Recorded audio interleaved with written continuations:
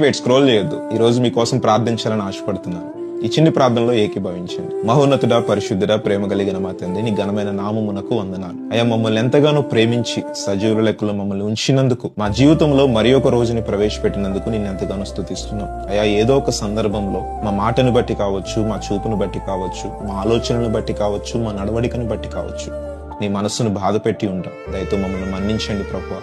నీ రక్తముతో మమ్మల్ని కడగండి, పరిశుద్ధపరచండి. అయ్యా, ఎవరైతే ప్రార్థనలో ఏకీభవించారో వారి హృదయాలను దర్శించండి. వారు ఏ సమస్యతో ఇబ్బంది పడుతున్నారో, దేని నుండి విడుదల కావాలని నీ సన్నిధిలో మొరపెడుతున్నారో ప్రభువా, వారికి సమాధానము దయచేయండి. నాకు మొరపెట్టుము, నేను నీకు ఉత్తరం ఇస్తానని వాగ్దానం ఇచ్చిన దేవుడవు.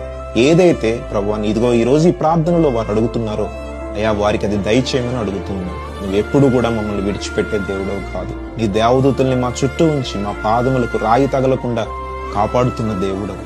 అయ్యా, మరి ప్రతి సాతాను శక్తుల నుండి, అంధకార శక్తుల నుండి, దురాత్మ కార్యముల నుండి అయ్యా మమ్మల్ని రక్షించమని, మా చుట్టూ నీ ఆత్మని అగ్ని కంచెగా వేసి కాపాడుమని, ఈ రోజంతట్లో నీవు వారికి తోడైండి, వారి ఉద్యోగాలలో, వ్యాపారాలలో, వారు చేయు ప్రతి పనిలో మీరు తోడైండి, సఫలతను, విజయాన్ని వారికి దయచేయమని చిన్ని ప్రార్థనని పాదముల చెంతకు చేర్చుకున్నాను. మా ప్రాణప్రియుడు, ప్రియరక్షకుడు నైనా యేసుక్రీస్తు వారి అతి శ్రేష్టమైన నామంలో అడిగి వేడుకొని పొంది ఉన్నాము తండ్రి.